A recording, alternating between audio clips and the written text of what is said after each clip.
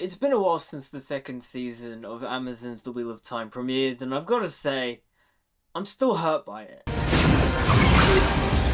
Especially considering the fact that season 2 adapts what I consider right now to be the best book in the series, The Great Hunt, because I'm on book 13, Towers of Midnight. I'm on the second to last one, and overall, the best book in the series for me by far has been The Great Hunt. It was the most tightly plotted, it was the most interesting, it had some of the great set pieces, like obviously flicker, flicker, flicker, flicker, flicker, flicker, flicker, flicker, flicker, flicker, I win again, Liz Theron. That whole sequence was incredibly well written. And I'm not saying there aren't great moments throughout the book series, I mean, you can check my reviews for them up there above, but for the most part, I do find the Wheel of Time book series at times to be a bit of a slog, a bit arduous, and in many ways a little bit repetitive. But then again, every book has like a handful of really great moments, and the writing is always great. My problem is just the pacing of the story. But compared to the show, my complaints with the books just are irrelevant when you compare them to the show, because the show just fails at being entertaining. Like, I remember at the time season 2 had moments where I was like, oh yeah, that's a thing from the book. Okay, this is exciting. Okay, I'm entertained. But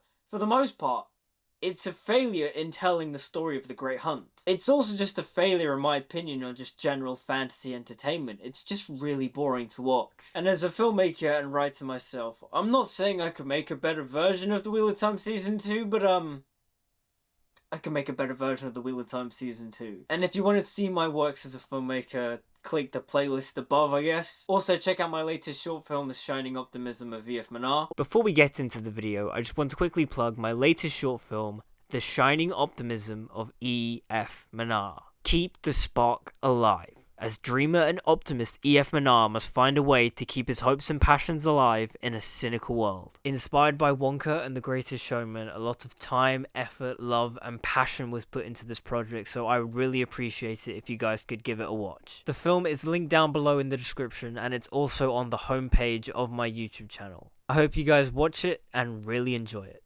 Anyways, back to the video. Also, before we get into the video, don't forget to like, comment, subscribe, follow me on social media. It's all linked down in the description. So yeah, let's get into how I would fix The Wheel of Time Season 2. Because again, I am a filmmaker, I am a writer. Although I am very early in like the infancy of my career, I know what I'm talking about for the most part. I understand storytelling, and the one thing The Wheel of Time Season 2 doesn't do is tell a good, interesting, and compelling story. Now, there are a couple of things that I want to address first when doing this rewrite Season 2. One, I'm not going to cop out and go, oh, at the beginning of the season, Rand is captured by the Faldaran guards and is taken back to the Faldaran palace so we can do a one-to-one adaptation of The Great Hunt. Because, one, that's kind of cheating, and two, I want to kind of like fix the stuff that was given. You know, there are storylines in Season 2 that don't necessarily have to be altered, because again, there are some good things in Season 2. Namely, Matt's storyline for the most part. However, there's a lot of it that I would change. But the way Matt's storyline begins,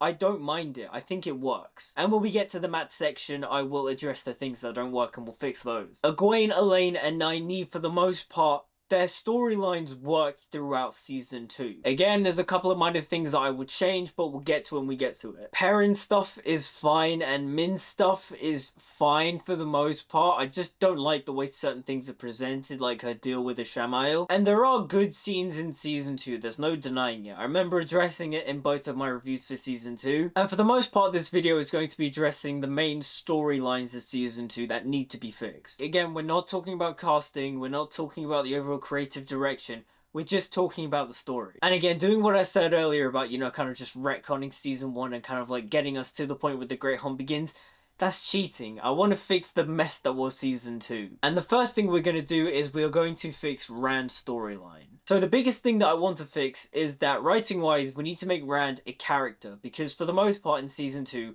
Rand isn't a character, he's a plot device. The show does this thing where they talk about him all the time, like how he's this big, important, grand thing. He's the dragon. Oh, if he falls to the dark, we're lost. But I don't feel it with Rand as a character. And I don't blame Yosha Stradowski for it, because I think Yosha Stradowski is perfect casting, and also, he doesn't really get given anything to do. And when he's given something to do, he's good with what he's given. But unfortunately, the stuff he's given isn't great. Now, the first thing that I want to fix with Rand's storyline is the stuff between him and Selene. First of all, they're not sleeping together, they are work colleagues, but they're not sleeping together. There is a flirtation between the two, but there's something with Rand where he looks at her and he's just like, there's something off about her, or he just has a weird vibe around her. Obviously, we're trying to keep the spirit of the book here, to where Rand and Selene, there is very much an attraction and flirtation. However, Rand doesn't kiss her, because if he kisses her, he goes straight to the dark. And obviously in the show, it kind of just breaks that whole rule because he ends up sleeping with her. So we're altering that. She's basically his work wife. Now, getting to the asylum stuff, that stuff I think thematically is interesting. It's just that the show doesn't do anything with it. I love the idea of Rand working in an asylum because he's kind of scared that he will eventually become one of the inmates in the asylum, because he too is going mad. And so in many ways, he kind of goes there to be compassionate and helpful towards the mentally ill. That's a really cool idea. The show just doesn't really do anything with it. It doesn't set up stuff. Like, there's the scene between Rand and Errol, which on paper is interesting because Errol is an old sword master. And, you know, he's talking to Rand about, like, cutting the clouds and, you know, water under the bridge and all that kind of stuff. You know, the classic Robert Jordan sword forms. And in this scene where Rand is talking to Errol, Errol is going to tell Rand, one of the most important things that you must learn as a swordsman is to fall on your sword. Because we're going to set up the idea that by the end of the season, when Rand fights Ishamael in the tower, he falls on his sword, which is essentially allowing the person to stab them so you can stab them. Because if you've read The Great Hunt, you know that in that part of the story, when Rand fights Balsamon at the end of the book, you know, Rand falls on his sword, he allows Ishamael to stab him so he can stab Ishamael. Plot-wise too, the stuff between Rand and Logain is fine. I don't mind Rand's side quest to go and get the wine. I remember at the time complaining because although I was excited because Rand, you know, he goes on the side quest and he puts on the red heron jacket, and I'm like, oh, book reference, that's cool. At the time, I didn't like the way it resolved, purely because I didn't like the way the scene was directed. Like, Rand goes and gets the wine, gives it to Logain, and then Logain's just like, ha ha ha, you can't be cured, and Rand's like, you lied to me, you're mad. On paper, I don't mind the way it plays out, because of course Rand will go to Logain, and Logain is mad. That just makes sense. However, I don't like the way the scene is directed in context of the show. It's just way too rushed. But in context of my version of Season 2, we're just gonna let that scene play out a little bit longer, and really just delve deeper into the dynamics. Selene's inn burns down, and we're going to find out later on that obviously she burnt it down herself because she's Lanfear and she's manipulating Rand. And they get attacked by a Fade, and this time Rand's going to put up a little bit more of a fight. Because in the show, one of my biggest pet peeves was that they get attacked by the Fade, Rand just like holds out his sword and then just gets disarmed immediately. Now obviously Rand is fighting a Fade and such, but I want Rand to put up just a little bit more of a fight, so it's like we get, instead of one, you know, sword blow, there's a couple. There's like a nice little exchange before the Fade just disarms Rand. And then Rand does the thing where he uses the power and stuff. And then the difference between this version and the show version is that the show version of Rand is like, Selene, I love you.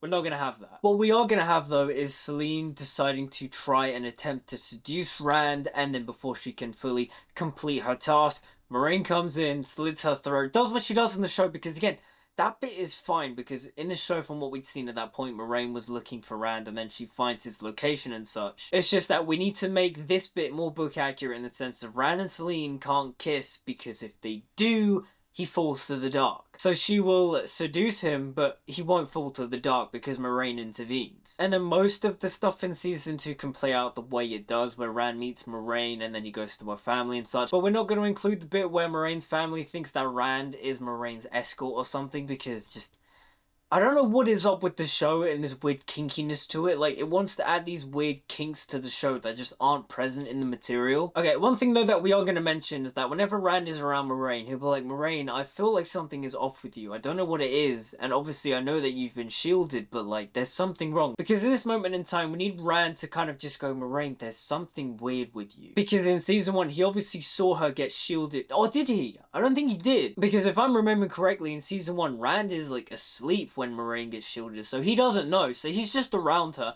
feeling the tide weave and going, there's something wrong with you, Moraine. And no, just not personality wise, because again, we're gonna fix that later on. He's just gonna be like, Moraine, there's something wrong with you, but I don't know what it is. And now we're gonna get to the thing that I want to change the most in the season, and that is the conversation between Rand and Siuan, because I remember at the time too watching that episode, and that was the episode I realized, no, this show is doomed. Like, they can't fix this. Because the show kind of like doubles down on this idea that Siuan is this big authoritarian dictator and she's gonna control Rand, and it's just like, That's not how it is in the book. The whole point is that the dragon is meant to be an ally to the Aes Sedai and help them fight the dark on his own volition. They are meant to support, help, and guide the dragon. But now in the show, Sawan's all like, "Ah, I'm a bad boss bitch, and fuck you, Rand. I'm gonna make you suffer because you're a man and you suck if only you're a woman." the way the show treats the dynamic between Rand and Sawan is just so weird. Like, no, it's not that kind of power dynamic. Like, obviously Sawan has more power than Rand because she's more experienced in power,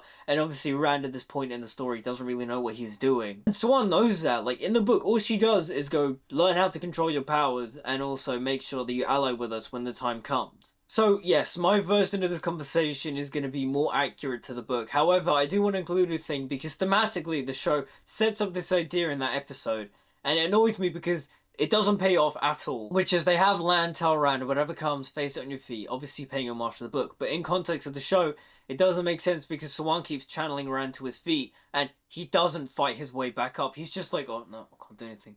I can't channel. Ugh. So in my version, she shit tests Rand, forces him to his feet, and then Rand finds throughout the conversation the energy and power to force himself back up to his feet. Because, you know, we're gonna pay off the thing they set up at the beginning of the episode. And then, yeah, the thing's gonna play out where Rand fixes Moraine's shielding and all that kind of stuff. And then we get to the big Faldara stuff. So, yes, we're in Faldara, and the two big important things Rand will do in this episode is, first of all, he's gonna confront the Blade Master.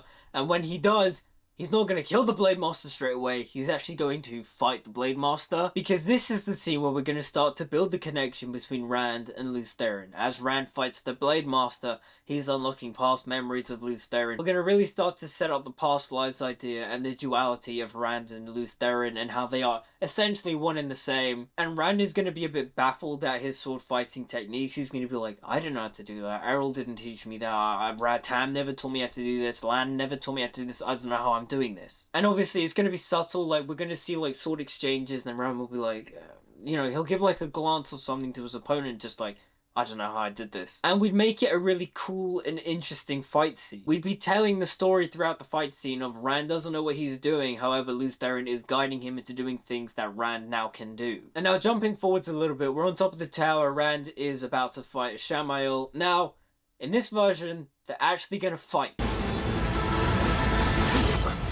Fuck you!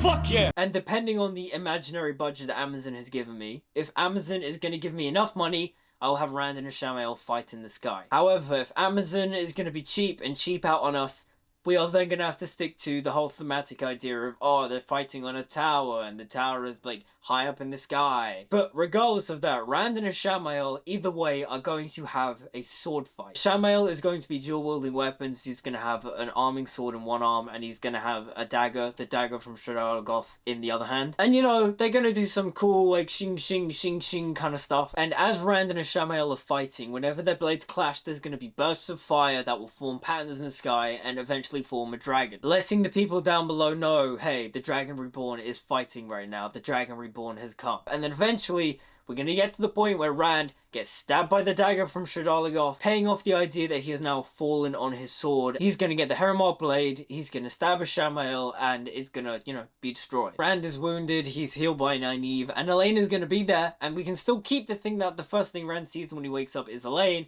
except for we're going to have Nynaeve actually, like, you know, heal Rand because she's the healer. When Rand wakes up, he's going to talk to Moraine, and they have a conversation about how the people down below saw him fighting a Shamael, and when they were fighting, sparks of dragonfire were bursting from their weapons and such, so people do know that the dragon is here and about, so he might as well go and accept his title. And then she conjures the fire dragon. He steps up, although reluctant, and addresses the crowd and says, "My name is Rand al'Thor, and I'm the Dragon Reborn." Accepting his title as the dragon, because that's the most annoying thing about Season 2, is that thematically they tried to set up the idea that Rand is running away from his fate, from his destiny. He's shaved off his red hair, he's running away from who he truly is. And the annoying thing is that by the end they have him quote-unquote step up and accept his title.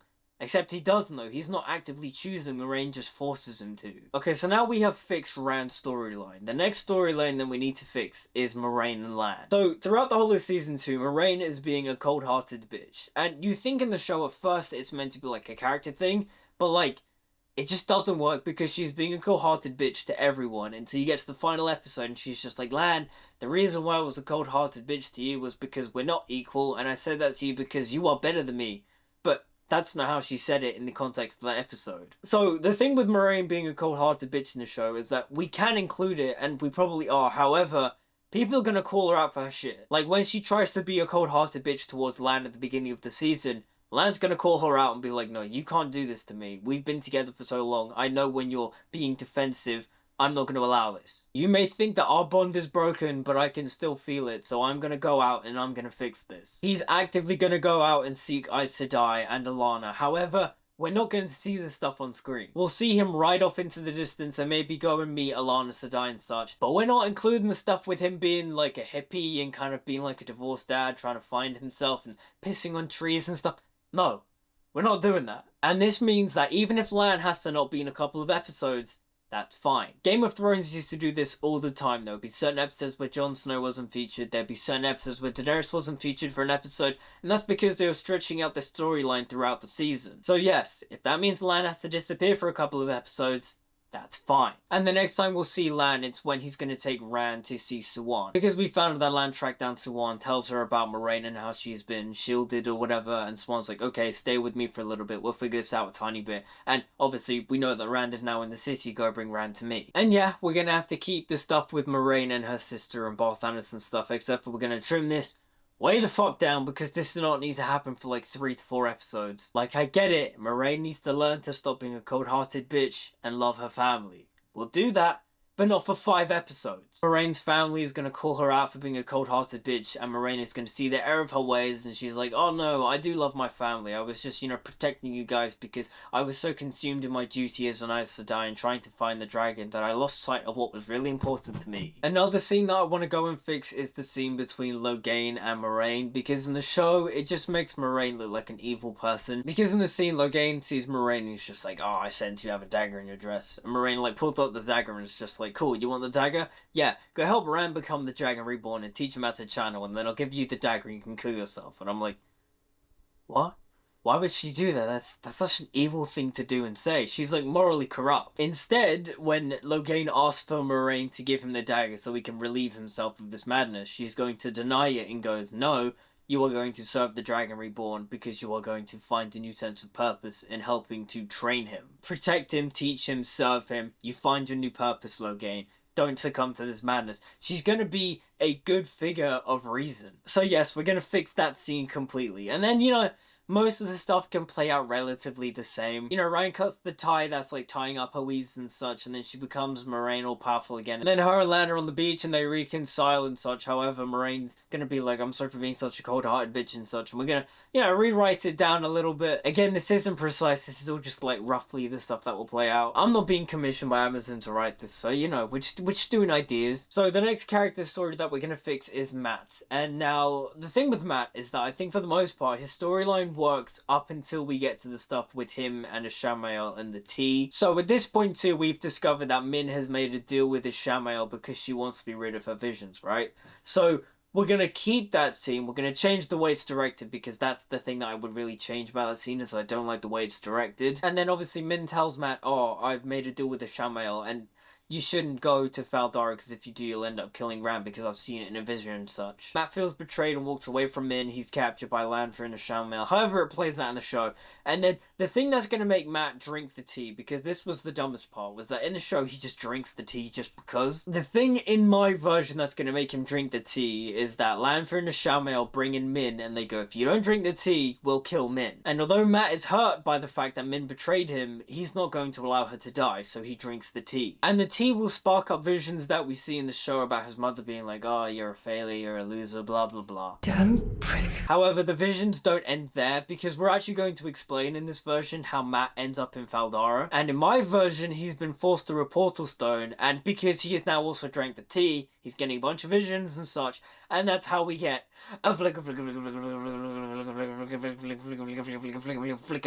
I win again, lose therein. Because again, I don't understand how season 2 can take the best book and not adapt one of the best scenes in that book. And yes, he can do the thing where he turns the dagger into a staff because again, I don't hate the idea, the fact of like Mat in the book has a spear and that's kind of like his iconic weapon. And in the show, they give him the Shadar-Logoth dagger and he turns that into a spear. I don't mind that. However, this spear is not a lightsaber spear. I don't know why they started doing that in the show, That was bizarre. And yes, Matt escapes the room. He's got the dagger spear and such. He blows the Horn of Valyr, which I will say is a great scene in the show. It's filmed not amazingly, but the scene itself is great. Now, the biggest change is that when we get to Matt going on top of the tower to confront Ishamael and, you know, help Rand, we're not going to have Matt just dumbly and stupidly throw the spear. That was dumb. And so instead, he's going to sneak up behind Ishamael with the knife, try to stab him, but Ishamael catches the knife in his hand. He looks at Matt, and then Matt has this weird kind of like possessed look on his face. He turns to Rand. You know, we filmed the scene all like tense and suspenseful, like, oh, is he going to stab Rand? What's happened to him? Has he been mind controlled? What's going on? And then, you know, the dagger is in his hand. We do a lot of interesting close-ups and such as he walks to Rand. He then turns by his side and goes, I will never betray you. Because again, we're trying to keep to the spirit of the books. Although Rand is not in my version of the Portal Stone scene, when Matt sees Rand again, this will be a moment of I will never betray you, and the two stand side by side. And then so when Rand fights Ishamael, that's how Ishamael now has two weapons. He has the Shadar-Logoth dagger, and he has his own sword. I also do want to mention again how much of a great job Donald Flynn did at portraying Matt. He was much better than Barney Harris, and again, it wasn't Barney Harris's fault, it's just that Donald Flynn just fit the character more. And so again, I do just want to praise Donald Flynn's performance because I think he was just really good as Matt. And again, as I mentioned up the top, I think the Egwene, Elaine, and Nynaeve story is fine. I don't mind how it plays out, it's just that there are certain scenarios in this storylines where I would change the way the scene is written rather than what actually happens in the scene. Like, I do think the show does a good job at portraying Nynaeve's trial through the Archers. Some of the scenarios that happens in the trial of the Archers is a bit weird, and I would change those a little bit, but for the most part,